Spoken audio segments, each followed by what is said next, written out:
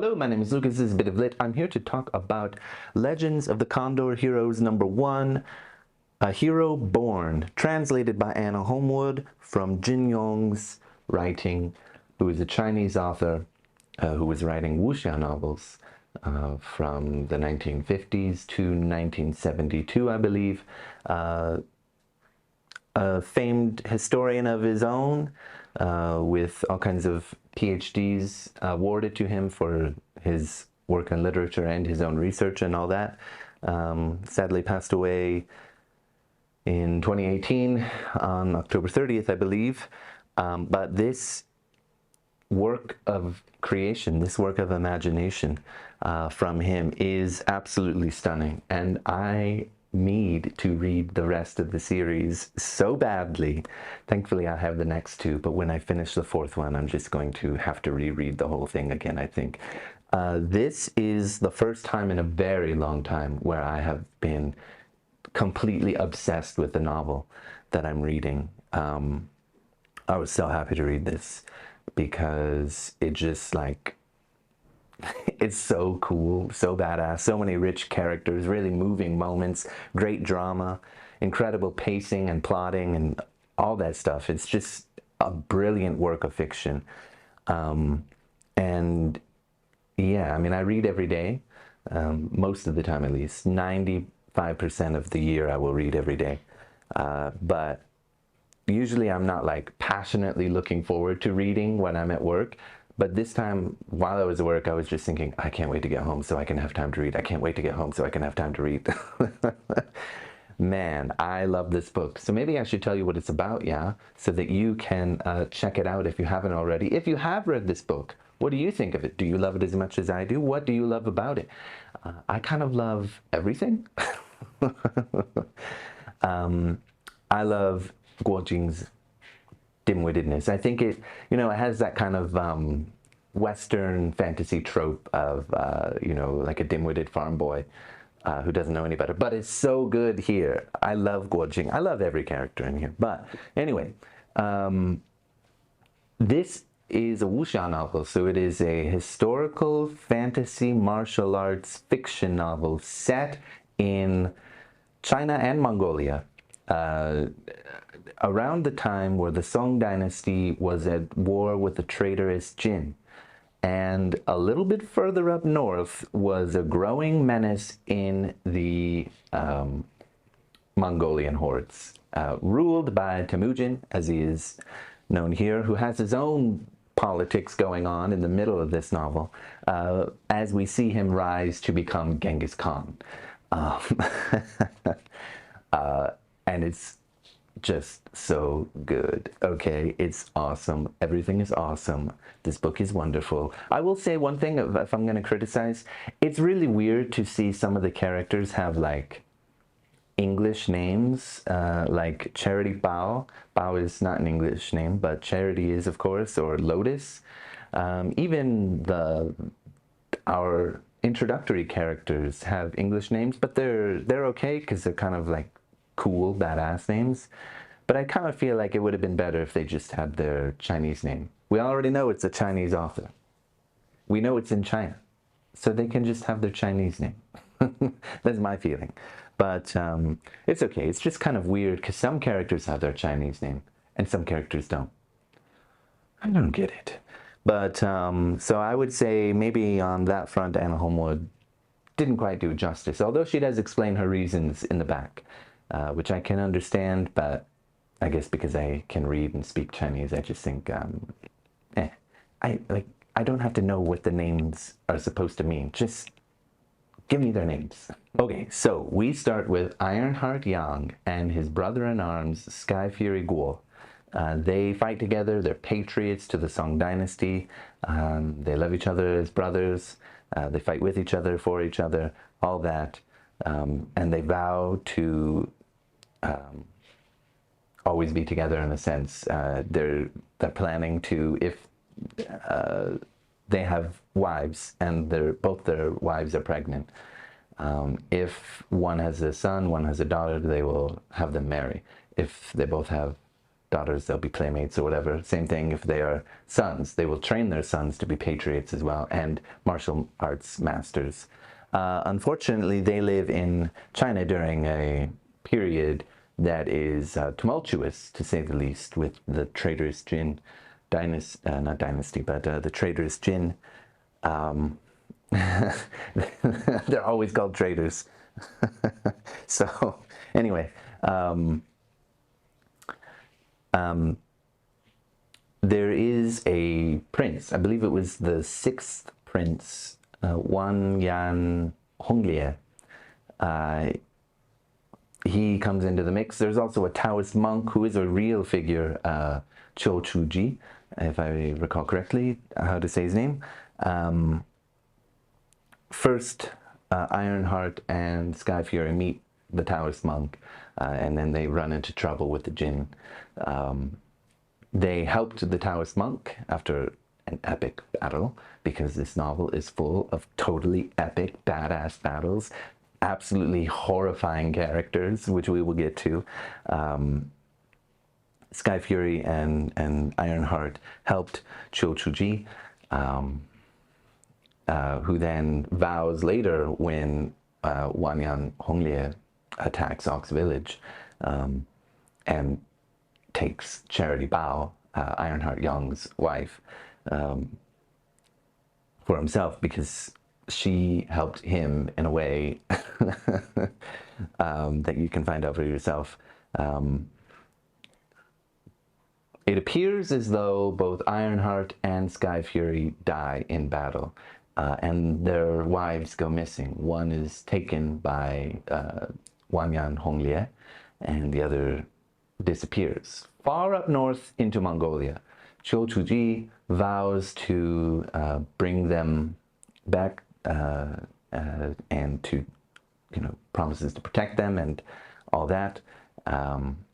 But they've been separated. He needs some help. Cho Chu-ji meets the 7 freaks of the South, who are martial arts masters of their own. They have another incredibly epic battle. They come to terms with each other, and the 7 freaks of the South head up north to Mongolia to follow Lily Li, the wife of Sky Fury Guo, and they vow to train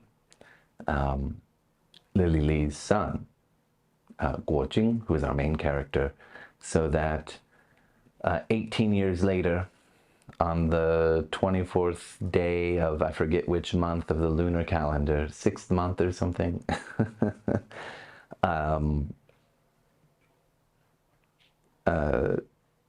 Cho Chu-ji will find Charity Bao's son, train him, and the two will fight each other in an epic battle, just as for some fun, basically.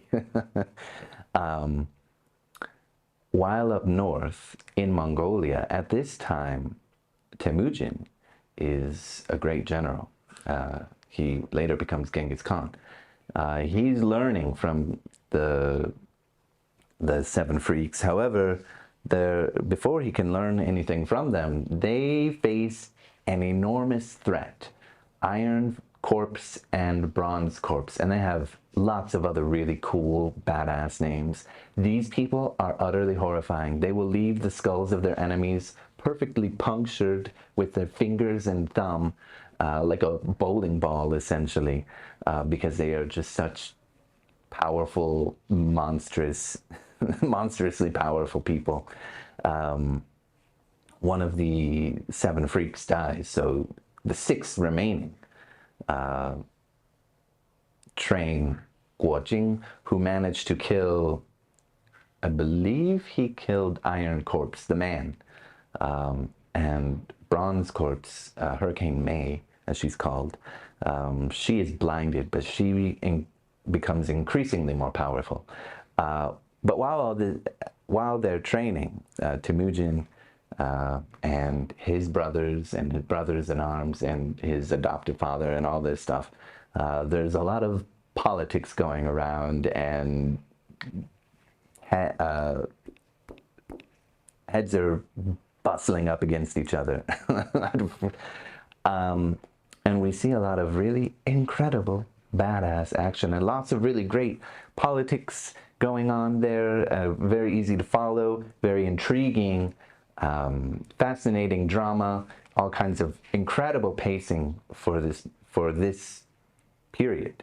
Once it's all over and Temujin becomes Genghis Khan, ruler of the united Mongolian hordes, not quite yet powerful enough to take on the Jin themselves.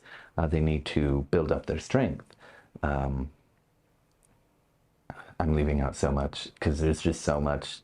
It's so intricate. It's so well made.